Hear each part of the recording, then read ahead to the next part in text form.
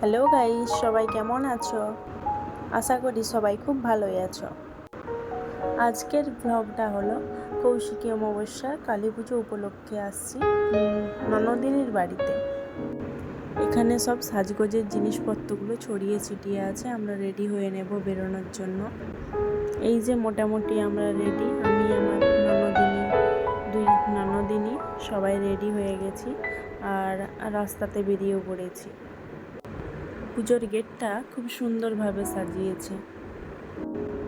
যেহেতু এটা কালী পুজো, সেক্ষেত্রে তো রাত অনেক রাত না হলে হয় না, সেই জন্য রাস্তাতে বেশি লোকজন নেই। যেহেতু এখানে এই কালী পুজোটা পার্সোনাল, সেই জন্য ইনভাইট কিছু লোকজন আছে। অনেকটাই রাস্তা খুব সুন্দরভাবে আলো দিয়ে সাজিয়েছে। আমরা হাঁটতে হাঁটতে প্রায় মন্দিরের সামনেই চলে এলাম, আর কিছুটা গেলেই মন্দির। পুজোর দিন খুব একটা ভিড় হয় না, কিন্তু দুদিন পর মহাপ্রসাদ আছে, সেই দিন দুপুরবেলা প্রচুর ভিড় হয়। এই যে চলেই আসছে খুব সামনেই মন্দিরটা। সকাল থেকেই পুজোর আয়োজন মোটামুটি চলছে। মায়ের জন্য কালী মায়ের জন্য আর কি 56 ভোগ রান্না হলো, সেগুলো সব কমিটির লোকজন আমার ননদিনীরাই সবাই বসে করেছে। এগুলো ওরা সবাই ব্রত রেখেছে, সেই জন্য সকাল থেকে উপোস আছে। মন্দিরের সবাই সব কাজকর্ম করে বাড়িতে একটু সাজুগুজু করতে গিয়েছিল। এইবার সবাই ঘর ডোবাতে যাবে, তারপরেই একদম পুজো শুরু হবে। সারা রাত ভোর পর্যন্ত সকাল অবধি পুজো হবে।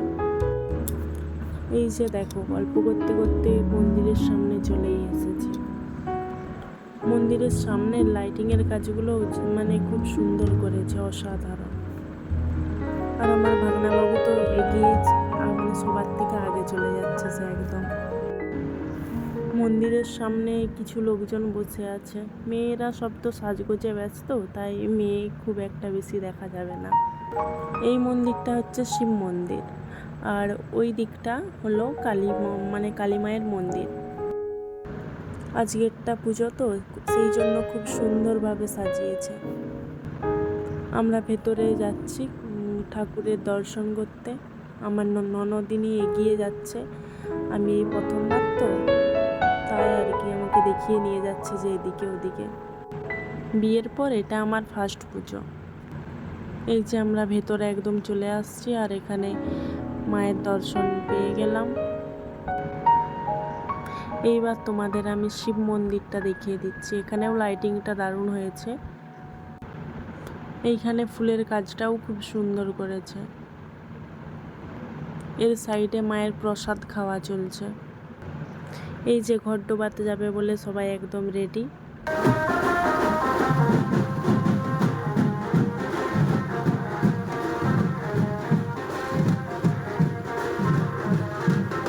সবাই মিলে নাচতে নাচতে রাস্তায় ঘর ডোবাতে বেরিয়ে পড়লাম, আর আকাশে রং বেরঙের বাজি ফাটানো হচ্ছে।